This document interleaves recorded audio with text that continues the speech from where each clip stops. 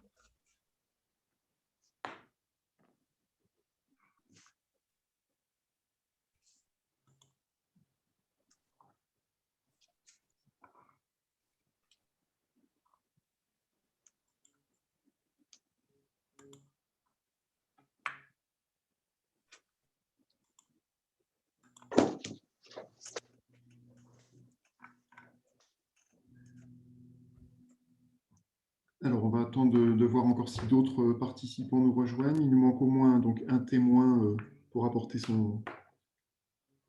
Est-ce que tu m'entends, David? Oui, on t'entend et on te voit, Catherine.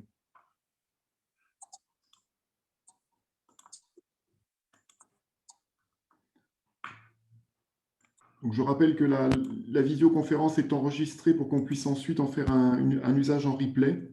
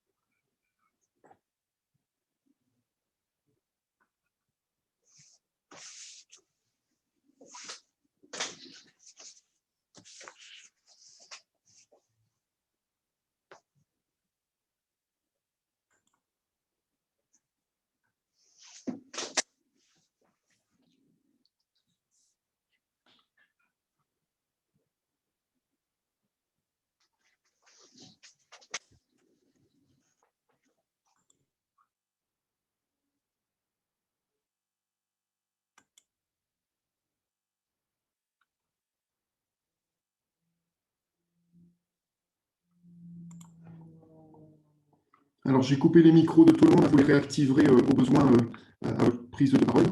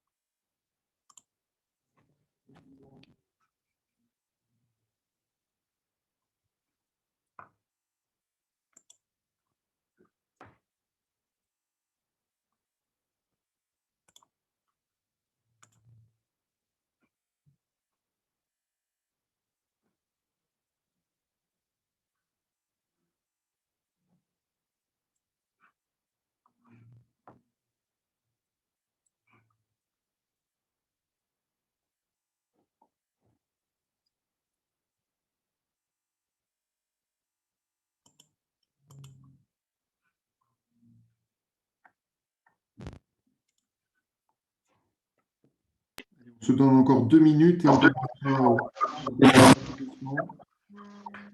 Bonjour, je suis Océane Boussard. Du coup, je crois que Margot vous a expliqué mon souci de connexion. Oui. Mais je suis bien là. D'accord, on vous entend très bien. Impeccable.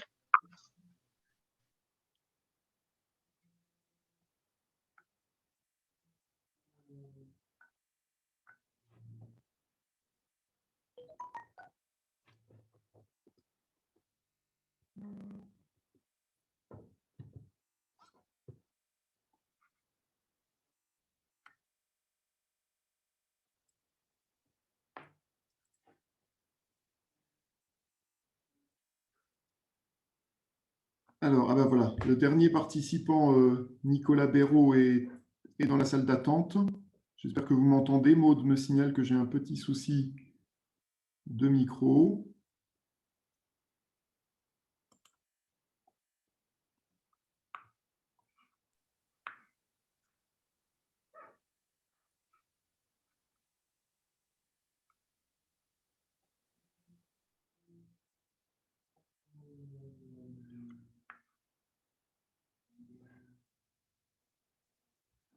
Nicolas, est-ce que vous nous entendez? Oui, je vous entends fort et clair. Bonjour à tous. Bonjour, merci de nous avoir rejoints. Justement, on attendait quelques minutes encore pour lancer la séquence. Donc, c'est parfait, vous nous avez rejoints. On va pouvoir, alors, comme je l'indiquais, dans tous les cas, la séance d'aujourd'hui fait l'objet d'un enregistrement pour être ensuite utilisé en replay. Donc, on va de toute façon commencer cet échange et cette présentation sur la base des témoins. On avait un certain nombre de personnes inscrites qui devraient nous rejoindre au fur et à mesure. Et on va quand même se livrer à l'exercice dans tous les cas. Et je vous propose d'adopter le tour de table suivant. Donc, Madame Lavis comme maître de cérémonie pour ouvrir la discussion sur la base d'une présentation. Ensuite, donc Laurence Huron nous fera part dans son témoignage, parce qu'elle a une contrainte horaire, donc de pouvoir passer en début d'intervention. Puis la société Aisan, M. Béraud, et on reviendra donc avec le Technicentre, Madame Bouchetard, pour un deuxième témoignage, et les échanges et questions pour clôturer cette conférence en ligne. Donc, je vous rappelle qu'elle est donc captée et que l'on en fera un usage. Si vous en êtes d'accord, je vous propose qu'on puisse démarrer. Alors, juste pour rappel, donc je vous indique avec ce support synthétique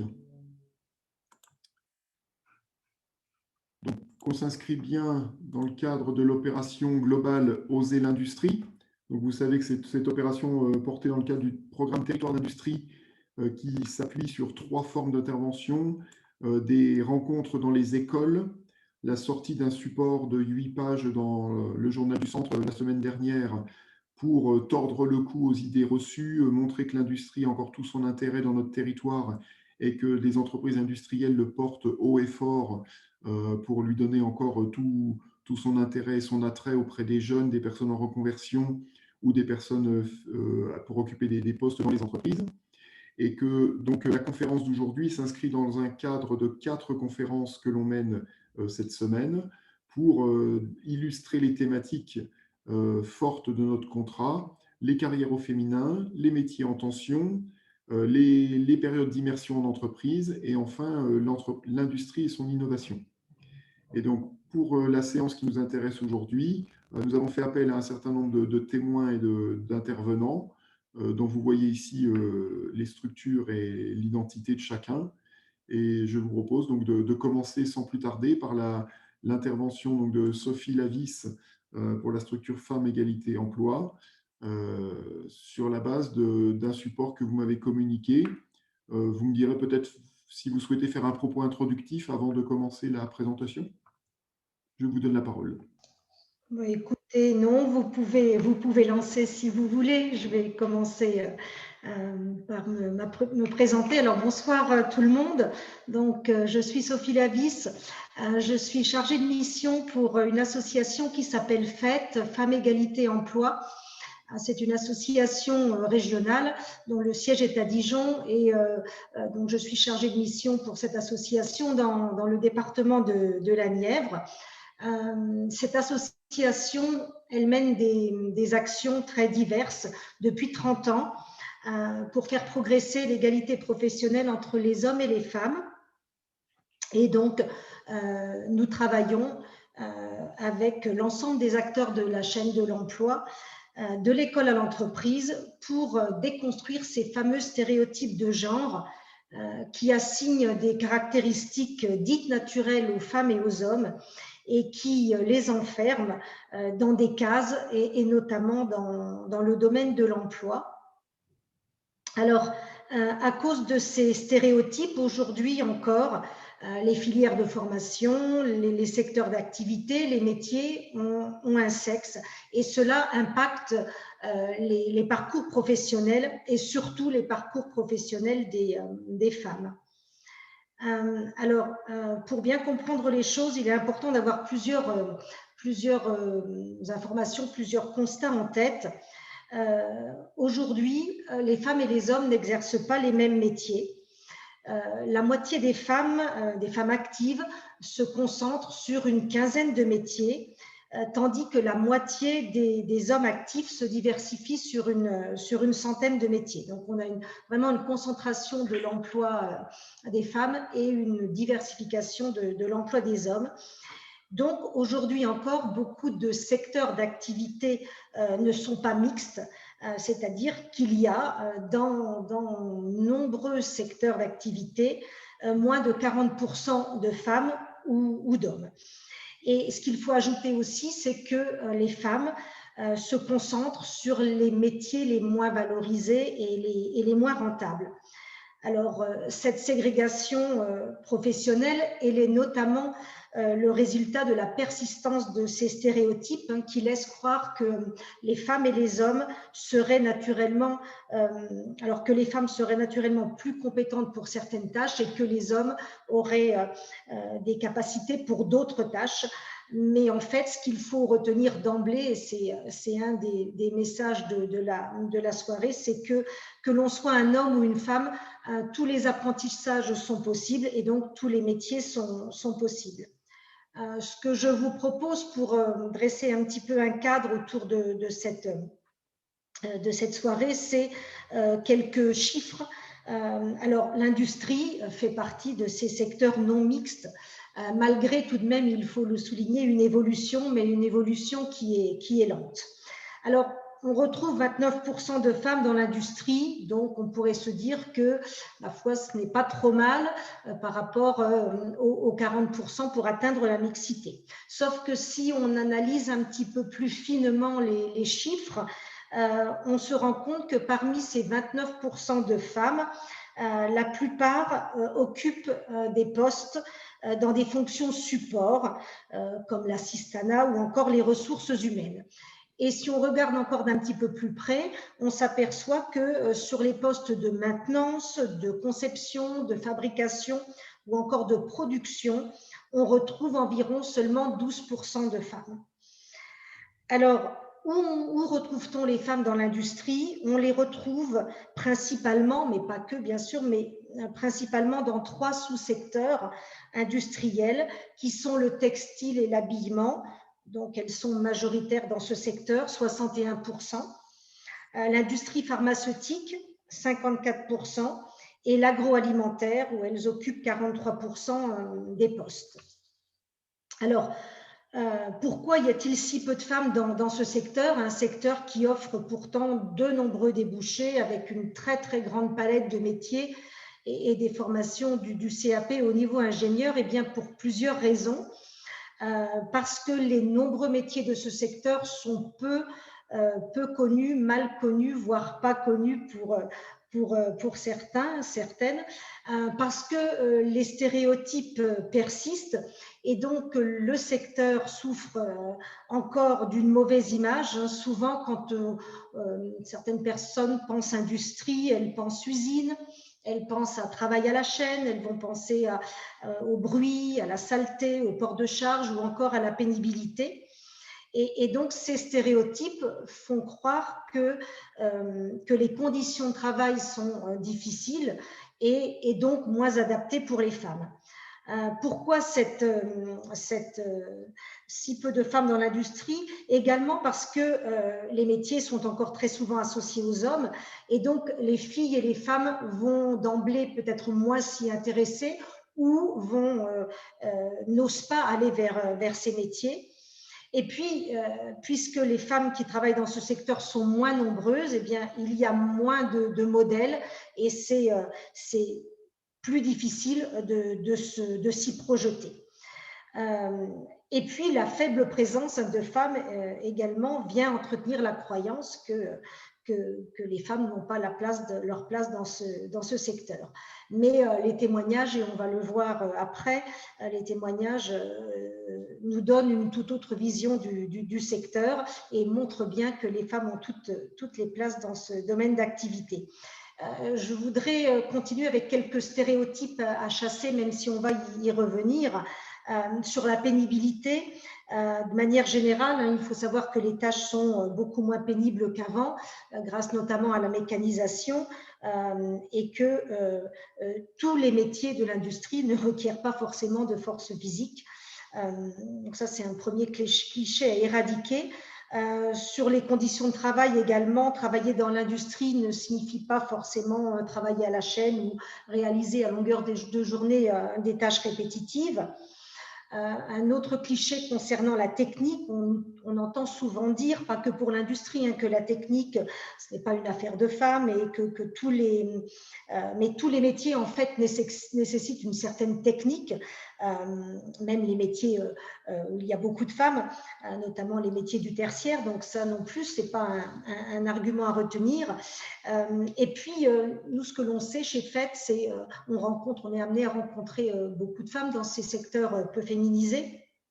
Et elles nous disent toutes qu'elles exercent un métier qui les passionne, qu'elles ne connaissent pas la routine, que leurs tâches sont très diversifiées. Elles nous parlent aussi de la possibilité qu'elles ont d'évoluer sur leur poste. Elles nous expliquent également qu'elles gagnent correctement, voire très correctement leur vie, notamment celles qui ont exercé auparavant un métier très féminisé. On l'a dit tout à l'heure, les métiers très féminisés sont les moins valorisés, les moins rentables.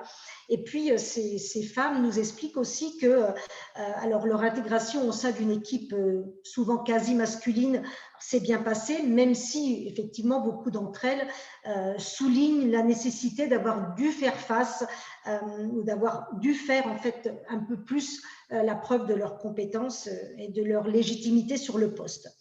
Et puis, je voudrais terminer par quelques conseils qui sont récurrents, qui sont donnés par ces professionnels que l'on rencontre. Elles disent bien aux filles et aux femmes de ne surtout pas s'auto-censurer, de ne pas se mettre de barrières et d'essayer de mettre ces idées toutes faites et ces stéréotypes de côté. Elles insistent sur le fait aussi d'oser faire des choix d'orientation, même si ce sont des choix moins courants pour les filles et les femmes. Elles insistent aussi sur le fait qu'il est très très important de s'informer très concrètement sur les métiers pour trouver le métier qui va nous correspondre et puis bien sûr se montrer curieuse et ouverte pour cette découverte en rencontrant des professionnels, en allant à la découverte de métiers dans l'entreprise ou en faisant des stages. Et puis celles qui sont pour celles aussi et pour les femmes qui sont déjà engagées dans une autre voie, eh bien, il n'est jamais trop tard pour changer et ces professionnels nous disent de ne pas oublier qu'il est effectivement toujours possible de se former et qu'il existe des formations qualifiantes tout au long de la vie pour cela. Voilà pour ce petit topo de présentation et donc du coup, eh bien, je vais passer la parole à Laurence Huron, donc, qui travaille au Technicentre industriel SNCF à Nevers comme technicienne et qui est également ambassadrice mixité-diversité. Je pense qu'elle nous en dira un petit peu plus. Laurence, bonsoir. Bonsoir Sophie. Est-ce que vous pouvez nous présenter votre parcours et le métier que vous exercez très concrètement, s'il vous plaît, par expérience? On sait que voilà, souvent les termes techniques parlent un petit peu moins. C'est ça, des termes généraux qui font que des fois, on ne sait même plus ce qu'on fait. Pour revenir un peu sur ce que j'ai fait, c'est vrai qu'au départ, bon, j'étais menuisière, donc j'ai créé ma petite entreprise il y a déjà quelques années. Et d'ailleurs, j'avais participé aux carrières au féminin depuis, on va dire, ça fait presque 10 ans maintenant que je participe à cette fête, on peut dire, hein, on peut le dire comme ça, avec son identité. Et je suis rentrée donc à la SNCF, ça fait 8 ans maintenant. J'ai eu divers postes. Effectivement, j'étais technicienne de maintenance. Donc, j'ai travaillé sur les trains, donc la rénovation des trains.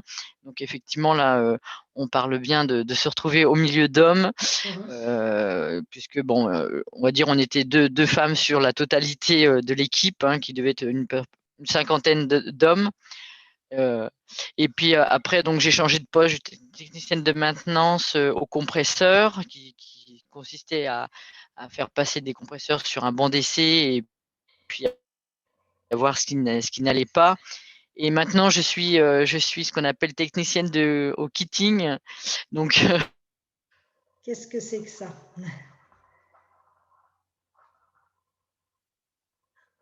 Ce qui est de recevoir multiples pièces et de les stocker et après de. Laurence, excusez-moi, il y a eu une petite coupure. Pour que les gens, je les classe, Vous m'entendez? Alors, il y a eu quelques coupures successives, micro-coupures, mais qui font que sur le dernier poste, on n'a pas compris ce que vous faisiez. On n'a pas entendu, surtout. D'accord. Je vais répéter, il n'y a pas de souci. Je suis donc ce qu'on appelle au kitting, qui est au kitting, d'accord. On reçoit la totalité des pièces qui vont servir au pôle engin principalement pour remonter les trains, faire les réparations. Donc je reçois toutes les pièces que je classe, que je range, et ensuite on rappelle ces pièces pour préparer des kits bien définis. Pour qu'ensuite l'atelier puisse se faire, enfin que chaque pièce soit envoyée à l'atelier et puis soit réalisée. Alors effectivement, on a aussi, comme vous le savez, enfin peut-être pas tous, mais on a un atelier couture, donc aussi on envoie des pièces soit en couture, au pôle engin, enfin dans divers secteurs de l'atelier, hein, puisqu'on a les bougies, enfin on a beaucoup d'endroits, donc je dispatche les pièces sur le Technicentre pour que tout le monde puisse travailler. Voilà. Et effectivement, j'ai une deuxième casquette qui est donc, je suis l'ambassadrice de la mixité-diversité et c'est vrai que c'est une casquette auquel je tiens particulièrement et que ça fait longtemps que j'essaye de mettre en œuvre des choses pour que on évolue dans le sens, effectivement, il n'y a pas un métier d'homme, pas un métier de femme, il y a des métiers et tout le monde peut faire le métier qu'il veut. Et c'est vrai que le mot que j'aime beaucoup, c'est oser. Tu l'as dit tout à l'heure. C'est le mot que j'aime dire et je dis aux femmes, aux jeunes femmes, parce que j'interviens aussi des fois dans les écoles, dans les collèges, c'est oser, c'est aller de l'avant et faites. Il n'y a pas de barrière, ne vous en mettez pas, faites ce que vous voulez. Voilà, c'est vrai que c'est principalement le mot que j'aime bien dire. Je pense qu'on pourra revenir en fin d'échange sur justement la slide de Madame Lavis avec ses verbes et ses expressions. Je pense qu'elles sont issues de vos expériences respectives sur la promotion des métiers au féminin et des carrières au féminin. Et je pense que chacun pourra réagir sur ce vocabulaire. Tout à fait.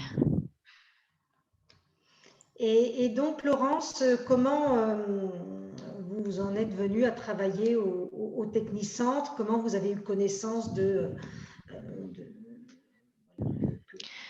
alors, c'est vrai que… Oui, c'est vrai. Alors, bon… c'est vrai que récemment, un article est paru dans le journal. Donc, il faut savoir que je suis petite fille arrière petite fille et fille de cheminot, donc quelque part, je ne vais pas dire que ma voie est tracée, parce que si j'avais été un garçon, je serais rentrée, j'imagine, après le service militaire, je serais rentrée à la SNCF, mais ça n'a pas été le cas. Mais c'est vrai que après mon entreprise de menuiserie, j'ai un ami à mon père qui m'a dit, mais tu sais, à la SNCF, on cherche des menuisiers, enfin on cherche du monde, quoi. Donc j'ai postulé, et puis en fait j'ai été rapidement prise au sein de l'entreprise. Au bout de même pas un an, j'ai été embauchée. Effectivement, il y avait ce côté justement féminine, et c'est vrai que mon insertion au sein de l'entreprise s'est faite rapidement. Et bon, je suis quelqu'un, bon, après, c'est vrai que les personnalités font aussi que, mais je suis quelqu'un, voilà, de dynamique, et qui se laisse pas faire par les hommes non plus, parce qu'il faut aussi, bon, des fois, faut être honnête, il faut aussi avoir des fois un peu de répondant et faire un petit peu sa place, mais ça se fait en règle générale toujours bon enfant, et j'avoue que ça fait 8 ans que je suis maintenant à la SNCF, et j'avoue que la relation avec mes collègues sont très très bonnes. Le fait d'avoir pu...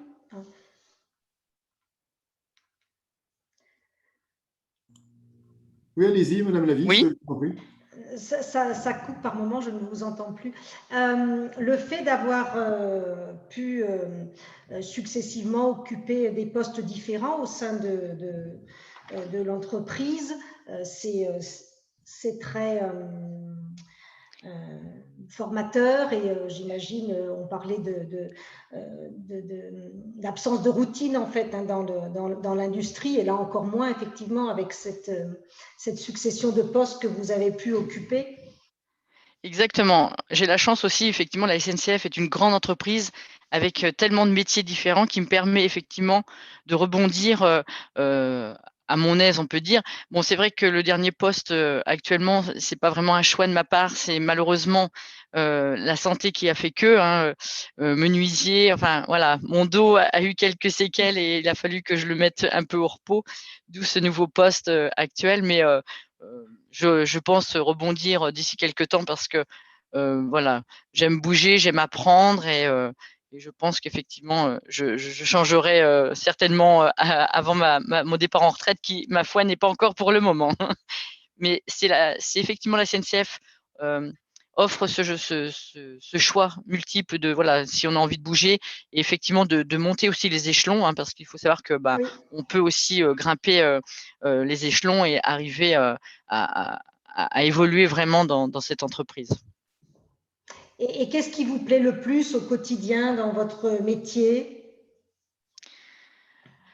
Alors, moi, j'aime travailler avec les hommes, mais c'est vrai, parce que bon, il y a, comment dire, il y a une relation qui est sympathique. Enfin, moi, je sais que j'ai plaisir. Je me suis fait des nouveaux collègues, et j'avoue que c'est un grand plaisir de les retrouver tous les jours, et de partager notre journée ensemble. Donc, j'avoue que quand je retourne à l'atelier, parce que ça fait longtemps que j'ai quitté, et quand j'y rentre, je discute beaucoup avec des collègues qui sont toujours contents de me revoir, et c'est ce côté un peu famille, on peut dire ça aussi. On est plus que 1000, c'est pas beaucoup et beaucoup à la fois, mais voilà, moi j'aime le contact humain, et j'avoue que à la SNCF, au TI de Nevers, c'est ce que j'aime, c'est voilà, c'est ce côté familial quand même. Bon, on n'aime pas tout le monde, je suis d'accord aussi, mais c'est ce côté, voilà, qui est quand même agréable, c'est de venir travailler avec une bonne ambiance. Est-ce que vous avez eu aussi cette sensation de devoir un petit peu plus faire la preuve de vos capacités quand vous étiez dans les équipes plutôt masculines? Tout à fait, tout à fait. Enfin, je veux dire qu'on soit femme ou homme, on est obligé de passer par là, mais plus la femme est obligée de montrer de ce qu'elle est capable de faire. Et ce qui était marrant, enfin, c'est quand il y avait une pièce lourde ou quelque chose d'un peu, tout de suite les hommes arrivent: «Attends, on va t'aider». Mais on a envie de leur dire: «Mais attendez, je peux la porter, je peux le faire, vous inquiétez pas». Et après, oui, on est obligé de montrer ce qu'on est capable de faire, mais ils le font en fait, ils le font, comment dire? pour aider, quoi. C'est pas pour dire, ah, c'est une femme, elle va pas y arriver. Enfin, bon, il y en a qui pensent ça, hein, faut pas se voiler la face non plus, mais en règle générale, ils sont plutôt agréables, on va dire. Mais forcément, il faut faire ses preuves. Et est-ce que vous voyez une avancée, un petit peu une progression dans les mentalités, en tant qu'ambassadrice aussi, est-ce que vous voyez un peu que les choses bougent sur le terrain et quand vous allez rencontrer Alors oui, parce que je vois de plus en plus de femmes sur différents postes, de nouvelles personnes, donc surtout des femmes. Et j'ai pas refait c'est vrai que ça fait longtemps que j'ai pas fait de point avec l'équipe mixité diversité, mais c'est vrai que j'ai l'impression que le pourcentage au niveau de l'industrie augmente chez nous, à Nevers aussi. Donc j'avoue que je suis pas, enfin, ça fait longtemps que je suis pas allée à l'atelier, mais bon, je sais que par exemple Margot, qui est un peu des fois mes oreilles et mes yeux, me disent ah voilà, il y a des nouvelles femmes par ici par là, donc ce qui est très bien. Oui, oui. et, On progresse doucement oui, mais sûrement. oui, c'est ça, c'est ça. Et à votre avis, qu'est-ce qu'il faudrait faire pour que les femmes et les filles, les plus jeunes aussi, aient une image, une vision plus proche de la réalité qu'elles n'ont, de l'industrie en fait. Moi, je le vois hein, quand je vais en collège et en lycée aussi. Vraiment, l'image n'est pas l'image qu'ils et elles ont n'est pas la réalité. Et ouais, malheureusement, c'est exact. Et c'est vrai que c'est pas toujours facile de les faire venir. Alors, j'avoue que bon, d'intervenir dans les collèges comme je le fais, c'est vrai que bon, là, avec tout ce qui se passe actuellement, tout est un petit peu en stand-by, mais aller au contact des jeunes femmes dans les lycées, enfin collège, je dirais même qu'il faudrait commencer au collège dès la 4e. Et c'est vrai que un stage d'une semaine est vraiment court. Et puis des fois, dans ce cas, il faudrait qu'ils puissent en avoir 2. Parce que des fois, quand ils en font un, ils découvrent quelque chose, et du coup, ça leur donne des idées, ils pourraient en faire un deuxième. Ça serait bien. Mais je sais que par expérience, pour avoir encadré une petite de 3e, elle voulait pas du tout venir dans l'industrie.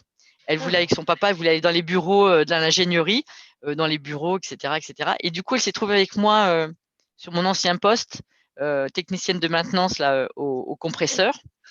Et donc, je lui ai fait part de ce que je faisais. Je lui ai fait découvrir tout l'ETI. Je l'ai emmené à l'intérieur, etc. Et c'est vrai que bon, là, j'adorais ce rôle-là parce que je pouvais essayer de partager vraiment ce que je vivais à une jeune fille.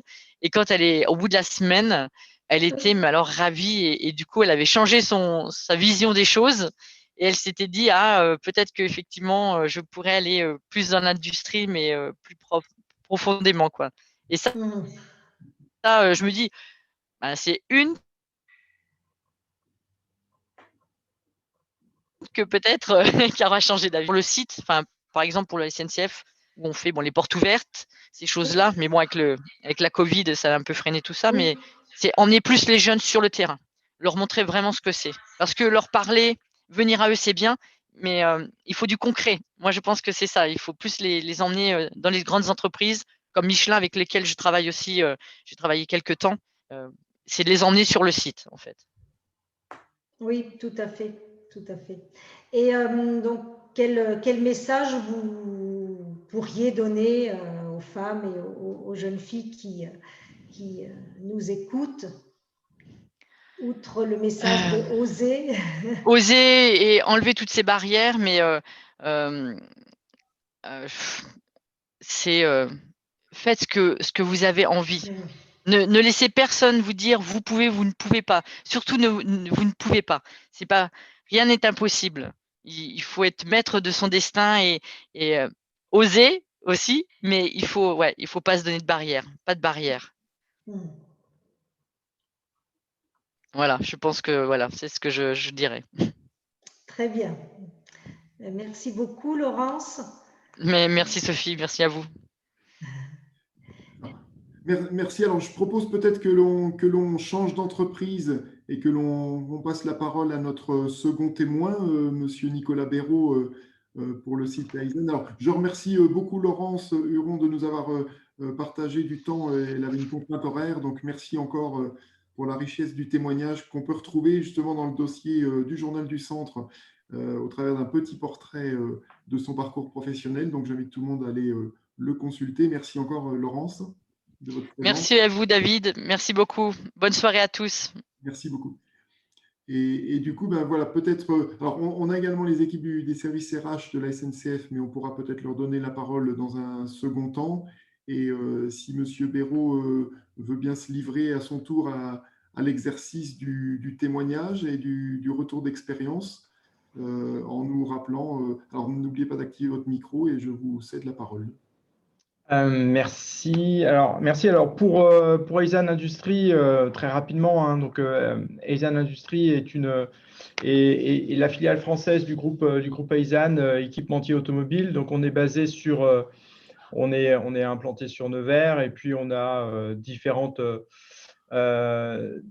métiers au sein de notre usine. On a un métier qui est l'assemblage manufacturier de composants pour l'industrie automobile, avec plein de petites pièces assez fragiles et des accès très, très compliqués pour venir loger des petits câbles et des composants, ce qui naturellement a fait que cette activité d'assemblage manufacturier était historiquement très orientée pour du personnel féminin.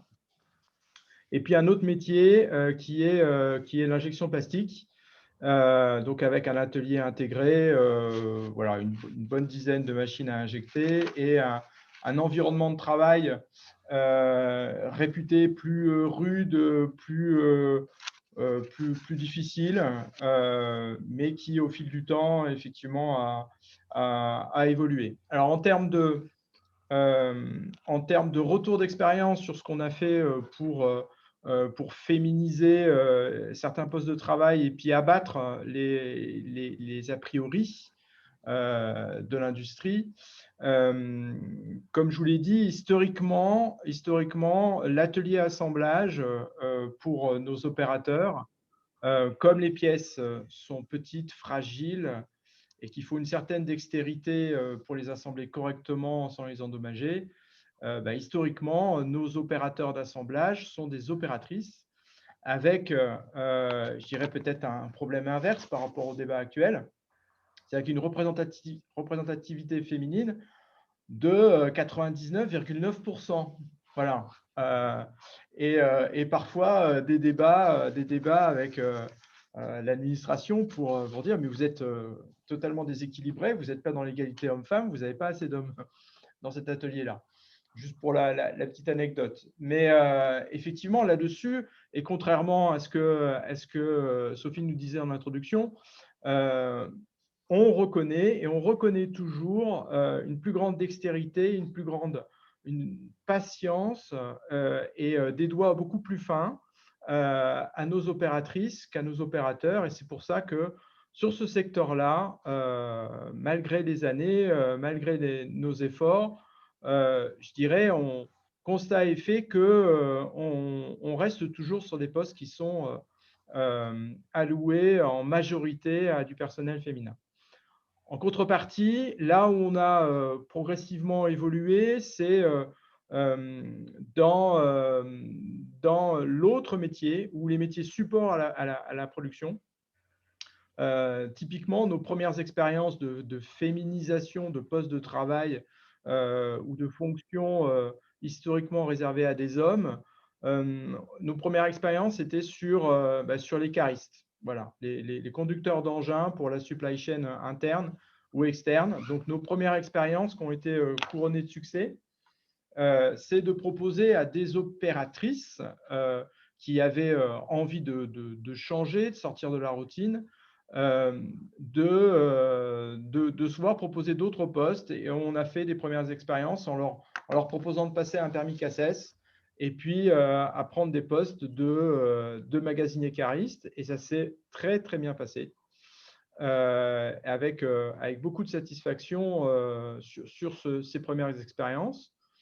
De là, nous avons renouvelé ce type d'expérience en proposant à des opératrices, toujours sur le secteur de prédilection qui est notre secteur assemblage, de leur proposer d'intégrer les effectifs de l'autre atelier d'injection plastique. Et là, ça a été un peu plus compliqué parce que l'atelier d'injection plastique, historiquement, était composé à 100%, là, à l'inverse, de personnel masculin. Donc, les difficultés étaient pour le personnel féminin, effectivement, des a priori en disant c'est trop dur, c'est trop difficile, il fait trop chaud, c'est trop bruyant, c'est un atelier pour les barbus tatoués. Voilà. Et d'un autre côté, l'atelier plastique, effectivement, avait un retour, ne souhaitait pas avoir en son sein davantage ou une représentation féminine parce que eux aussi disaient notre métier, c'est un métier de gros costauds, etc. Il faut des gros bras et il faut être tatoué pour travailler correctement dans cet environnement.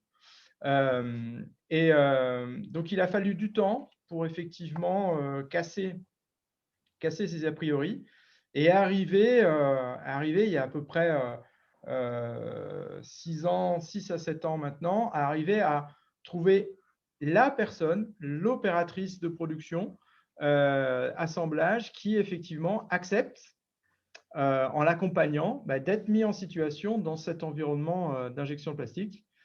Et en l'accompagnant suffisamment, en la rassurant suffisamment, en mettant beaucoup d'efforts de communication de part et d'autre pour faire en sorte que cette première tentative réussisse, avoir effectivement des premiers commentaires des hommes en disant oui, finalement, elle se débrouille bien. Et puis de 1, en avoir 2, puis 3, puis 4, et puis arriver à la situation actuelle où effectivement on a 2/3 des effectifs de cet atelier qui sont couverts par du personnel féminin. Ça, c'est sûr, tout ce que je vous explique là, c'est sur des postes, je dirais, avec des niveaux de technicité à peu près équivalents, donc opérateur. Mais maintenant, ce qu'on a fait depuis quelques années, c'est qu'on a poussé le cran, c'est-à-dire que maintenant, on réussit dans ce secteur-là à avoir à proposer à du personnel féminin des postes de technicien, de régleur de machines, de chef d'équipe, dans ce secteur qui, effectivement, historiquement, était très connoté masculin. Alors, l'effort de communication, l'accompagnement, tout ça, etc., et puis le fait que les premières tentatives se sont traduites par des succès, donc a aidé. Mais aussi, ce qui a aidé, c'est que au fil du temps, nos outils et nos process ont aussi évolué. Et que, comme ça a été expliqué dans l'introduction, la force physique n'est plus un critère. C'est plutôt la technicité maintenant que l'on demande, c'est la réflexion, c'est la capacité d'anticipation, c'est la rigueur dans les gestes et dans le respect des procédures qui font que quelqu'un réussit ou ne réussit pas dans un poste, que ce soit dans un atelier d'injection plastique ou dans un atelier d'assemblage en industrie. Et là où effectivement il a fallu créer les conditions de succès pour féminiser l'atelier d'injection plastique, c'était de régler les problèmes de port de charge, de régler les efforts de serrage, de boulons, de vis, etc., en mettant juste les bons équipements et en mettant des équipements modernes à disposition de nos opérateurs. Voilà rapidement le chemin qu'on a parcouru chez Aizane, ce qui fait que maintenant, dans les ateliers, c'est plutôt les hommes maintenant qui ont tendance à être en minorité que les femmes, et on ne s'en porte pas plus mal.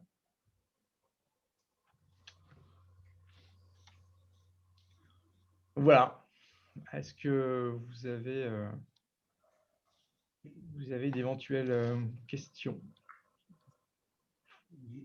Alors, c'était très bien et c'est très illustrant comme expérience. Effectivement, dans un métier et dans un secteur d'activité différent du premier témoignage, on a bien entendu aussi toute la valeur de l'accompagnement et de la mise en avant des réussites. Et ça rejoint ce que disait Madame Lavis sur le volet communication pour rassurer, pour inciter les gens à oser se lancer. Aujourd'hui, le taux d'emploi féminin donc chez Aizan, il est un peu au-dessus de la moyenne, au-dessus de 50%, c'est bien ça? Oui, oui, il est au-dessus de 50% là, maintenant. Tout à fait.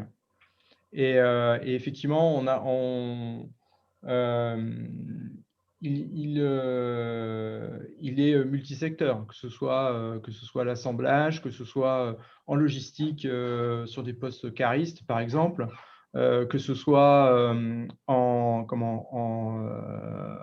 à l'injection plastique ou en réglage plastique. Donc, effectivement, la proportion de féminisation est très importante.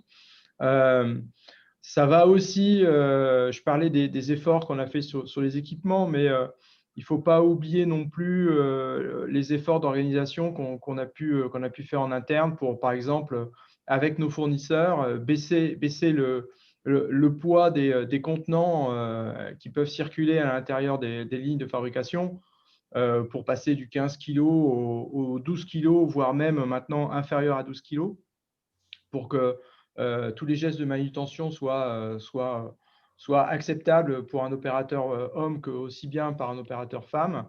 Voilà, tout ce qu'on peut mettre en place en termes d'automatisation, d'allègement des poids,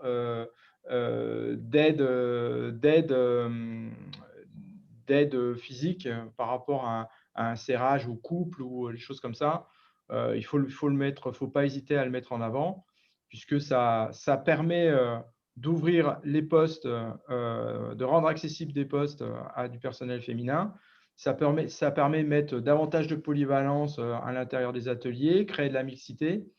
Et à l'heure actuelle où effectivement l'industrie souffre de difficultés de recrutement ou peine effectivement à pourvoir ses besoins en ressources, il ne faut pas se priver effectivement en mettant en œuvre des aménagements qui sont relativement simples ou assez peu coûteux, de pouvoir résoudre ces problèmes de ressources en accueillant du personnel féminin.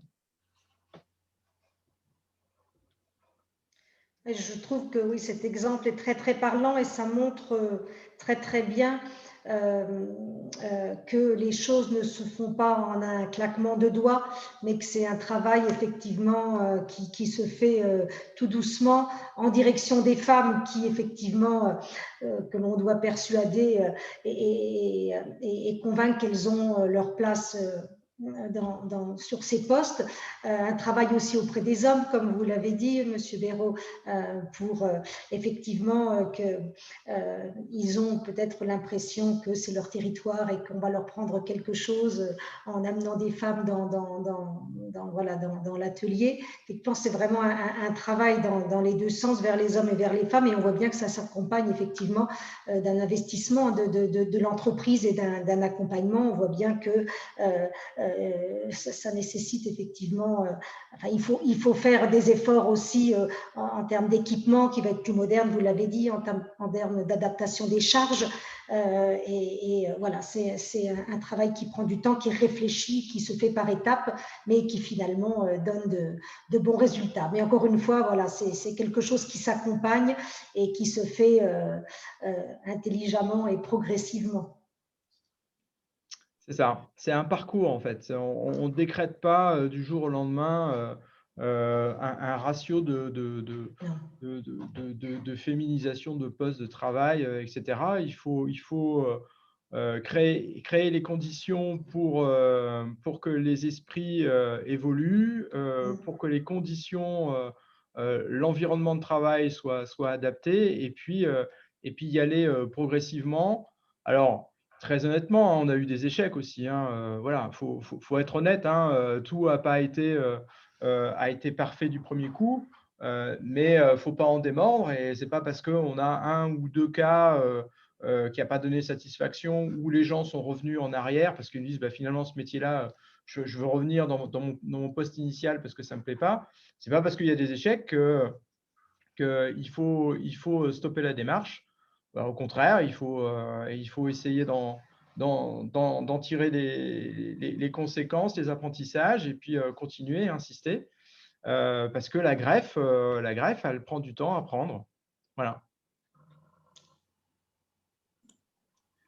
Alors, merci pour ce retour de témoignage.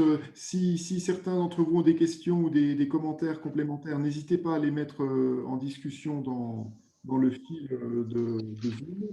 On va redonner la parole. Donc, encore merci, Monsieur Béraud. On va donner la parole aux équipes RH de la SNCF, parce qu'on a eu tout à l'heure le témoignage de Laurence Huron, mais on a également donc, les équipes RH du site. Peut-être pour nous dire justement, au-delà de cette mission ou de cette fonction confiée à votre ambassadrice, comment est-ce qu'aujourd'hui vous continuez à avoir ces initiatives, ou est-ce qu'il y a des démarches nouvelles pour amplifier cette démystification, cette notion d'inciter à la conquête du public féminin, ou de rassurer sur la possibilité de s'épanouir au Technicentre?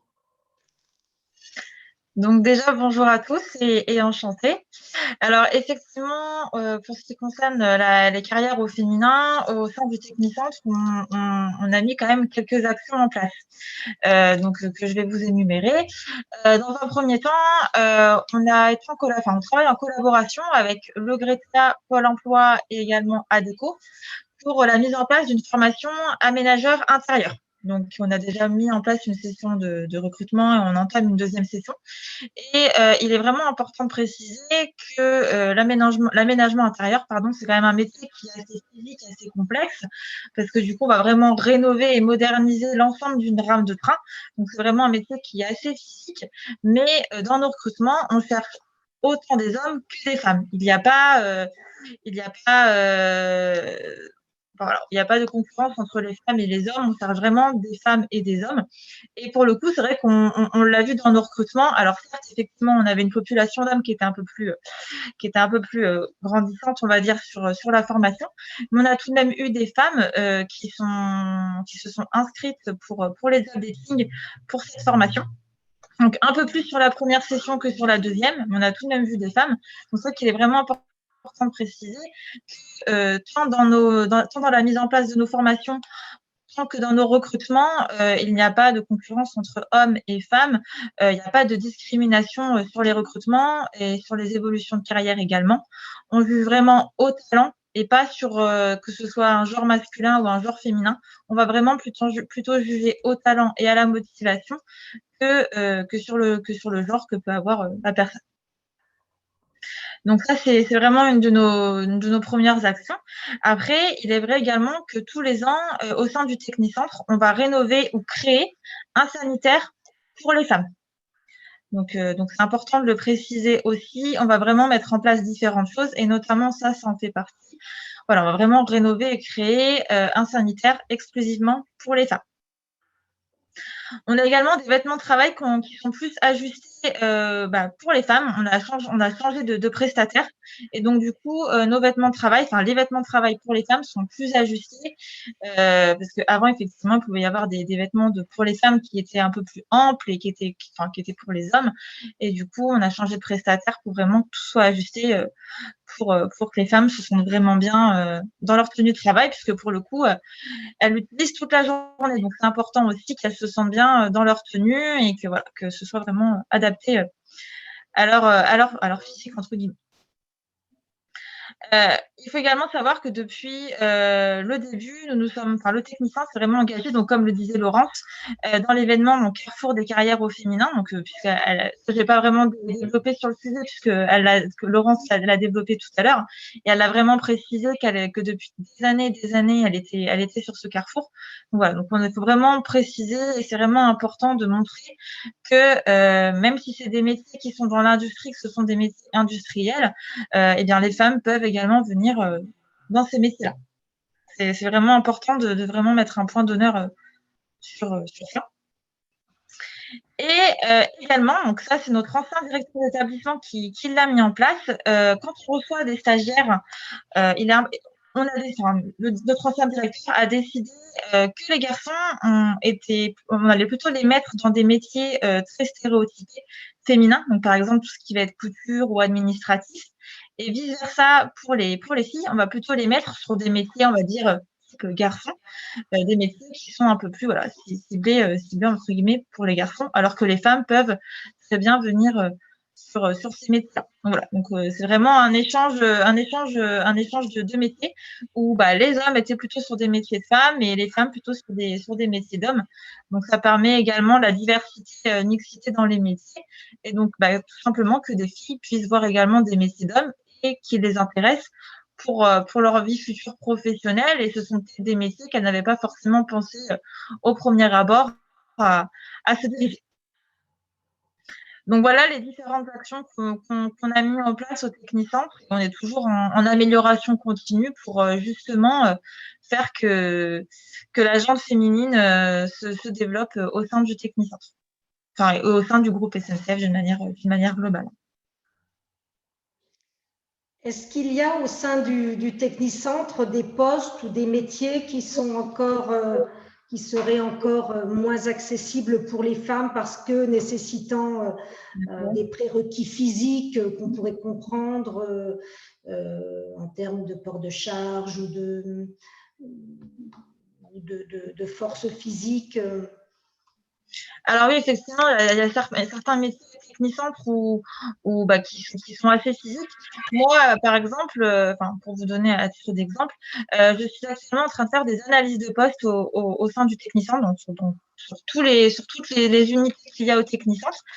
Et effectivement, sur certains métiers, il y a quand même du port de charge ou de la torsion du tronc, des métiers qui sont assez physiques, mais pour le coup, par exemple, dans l'unité pièces réparables du matériel, donc l'une des unités où était Laurence, et bien pour le coup, j'ai analysé le poste d'une femme, donc qui a également du port de charge, mais il y a certains métiers effectivement qui sont assez complexes, évidemment, mais nous avons quand même des femmes sur certains métiers qui sont assez physiques.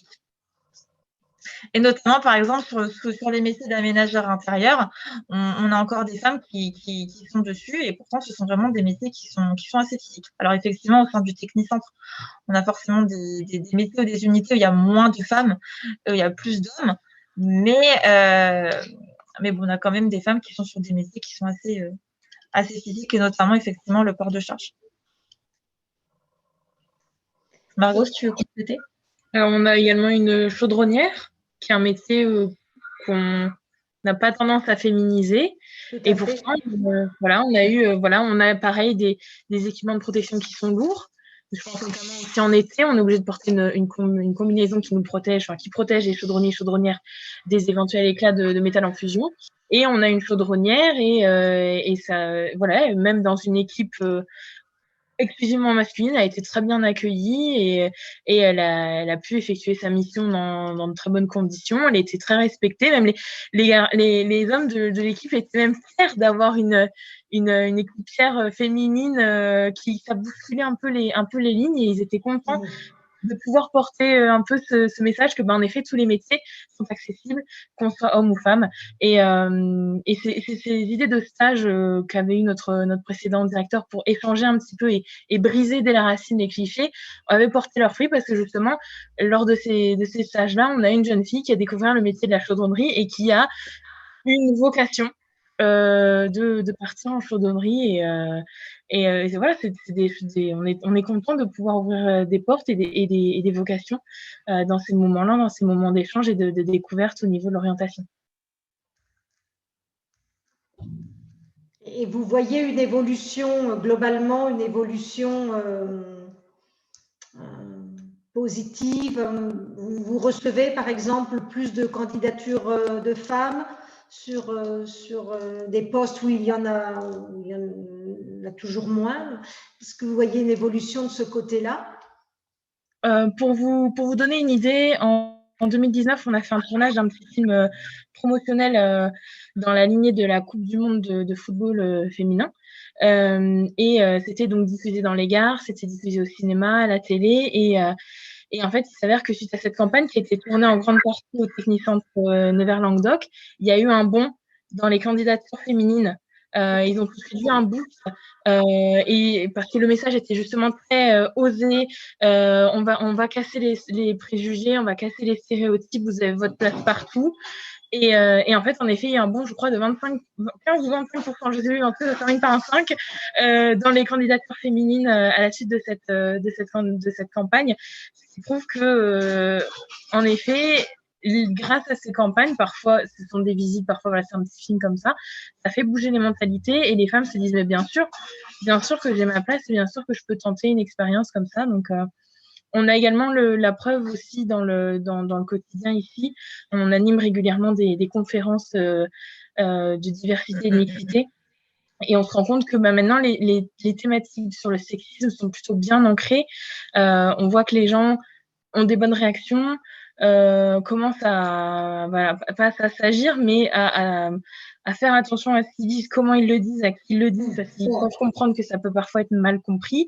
Et voilà, maintenant, pour eux, les sujets de sexisme, c'est pas que c'est dépassé, mais que c'est ancré pour eux et c'est plus forcément un point sur lequel on a besoin de faire un peu d'appui et de répéter les messages. Donc ça, c'est aussi très encourageant. Tout à fait. Donc là, la réussite, elle passe à la fois par oui, la communication. On nous dit que voilà, il n'y a jamais assez d'informations, notamment en direction des filles, enfin, au moment de l'orientation, mais aussi des femmes. Donc la combinaison entre voilà, cette communication et puis tout un tas d'initiatives que vous menez en interne, hein, comme ce que vous avez cité, les sanitaires, les vêtements plus ajustés, qui font que effectivement on arrive à attirer effectivement de plus en plus de filles et de femmes et à les garder aussi. C'est ça. Mais on a également aussi mis en place depuis quelques années, c'était depuis quand le Job en Live? Job en Live date de 2019. Depuis 2019, il y a des Job en Live qui ont été mis en place pour justement montrer certains métiers. Et du coup, c'est rediffusé en direct à des écoles. Donc, ça peut vraiment attirer également des jeunes filles pour venir faire un stage ou une alternance sur des métiers visés plutôt masculins que féminins. Donc, ça permet également de faire la promotion aussi sur des métiers qui ne sont pas forcément connus du public, des métiers de l'industrie qui sont un peu oubliés, et notamment également donner envie à des jeunes filles de venir justement sur ces métiers-là et voir un petit peu ce que ça donne, soit pour au début peut-être un stage et puis par la suite une alternance ou plus. Également certaines écoles, il y a également les écoles qui venaient, là, avec la Covid c'est un peu plus compliqué, mais on a également des écoles qui venaient faire des visites du technicien. Donc ça permet également aussi de voir certains métiers qui n'étaient pas forcément connus également du public. Ou avec Margot, la dernière fois, on est parti au collège Henri Vallon justement faire une présentation du technicien, des différents métiers qu'il pouvait y avoir. Et pour le coup, dans cette classe-là, il y avait également des jeunes filles. Donc, ça peut également attirer effectivement les jeunes filles au sein du technicentre. Mais c'est vrai que pour le coup, on est vraiment ciblé sur la diversité, mixité et sur tout point de vue. Oui, et vous travaillez également dans les deux sens aussi, faire en sorte effectivement que les garçons, et c'est très important, hein, puissent aussi aller vers des métiers où ils sont moins nombreux. Très important de travailler dans les deux sens, tout à fait. C'est vrai qu'on a... Pardon, allez-y, je vous en prie. Et excusez-moi, l'idée du live aussi, je trouve ça vraiment très bien parce que pour se projeter, alors la rencontre effectivement avec les professionnels est très bien, mais pour vraiment se rendre compte du métier, enfin du poste concrètement, le live est très bien. Et puis c'est vrai qu'on a tendance à avoir des postes, c'est vrai que c'est un petit peu cliché, plutôt les jeunes filles, enfin les femmes ou les filles, plutôt sur des postes, on va dire, administratifs, et plutôt les hommes sur des métiers un peu plus physiques. Mais justement, c'est important de casser ces préjugés, ces clichés, et justement inverser la tendance. Et c'est justement ce qu'avait proposé notre directeur précédent, justement par rapport au stage, où on inversait justement les jeunes garçons étaient plutôt sur des métiers fonction support, par exemple, les jeunes filles plutôt sur des métiers à effort physique, on va dire. C'est vrai que c'est important justement de casser ces clichés-là et de montrer qu'on soit une femme ou un homme, on peut très bien faire des métiers administratifs, par exemple, ou bien des métiers un peu plus physiques. Tout à fait. Après, je ne dis pas que tout métier forcément physique est accessible, mais c'est important de casser les codes un petit peu justement sur ça. Et c'est ce qu'on essaie justement d'amener au fur et à mesure au sein du Technicentre. Eh bien, merci pour tous ces éléments de retour d'expérience et ces témoignages très utiles et très illustratifs de la conférence. Est-ce que dans les participants ou les personnes qui sont connectées avec nous, vous auriez une question que vous souhaiteriez poser et qui ne l'a pas été ou qui n'a pas été abordée par nos témoins? Je vous permets, à condition d'activer votre micro si vous avez une question à poser. Donc, dans tous les cas, voilà, le temps qu'on s'était accordé pour traiter cette thématique va toucher à sa fin. Donc, avant toute chose, je remercie très chaleureusement nos 4 intervenants. Donc, Madame Lavis de la structure. Alors, attendez, je repasse l'intitulé et les structures de rattachement des uns et des autres. Donc, Madame Lavis pour la structure Femmes Égalité Emploi, l'association FAIT, que vous retrouverez, je crois, cette année. J'imagine que vous allez essayer d'organiser à nouveau un événement du type les carrières au féminin, si la situation le permet. Alors, si la situation le permet, oui, on a opté pour un petit changement cette année, en 2021. Donc, pour un événement similaire, mais plutôt en direction des femmes et plus des scolaires. Mais oui, on va continuer à travailler dans ce sens. Donc, Monsieur Nicolas Béraud, donc directeur de l'usine Aisan Industrie France à Nevers. Et pour le Technicentre SNCF, Technicentre industriel Nevers-Languedoc, nous avions en début de séance Laurent Suron, en poste sur le site et ambassadrice mixte diversité. Et donc Océane Bouchetard ainsi que Margot Triplet pour l'occupation et le retour d'expérience des services RH. Merci à vous en tout cas. Voilà.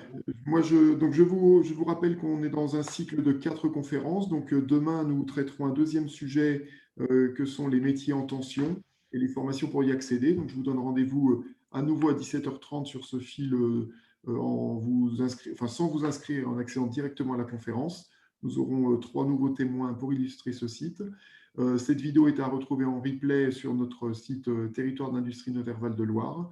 Et je rappelle qu'il existe donc un dossier de 8 pages qui a été édité à cette occasion et qui reprend également des témoignages, des portraits, des articles sur l'industrie en général, et une page totale est consacrée aux métiers et aux carrières au féminin. Donc merci à tous, bonne soirée et au plaisir de vous retrouver à d'autres occasions, et passez une bonne soirée chacun de votre côté. Bonne soirée à vous. Bonne soirée. Merci, bonne soirée.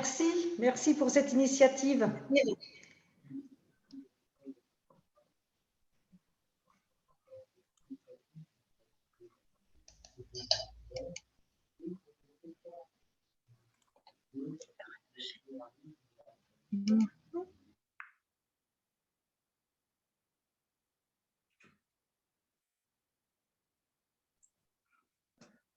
Bonsoir David, bonsoir tout le monde et merci à vous.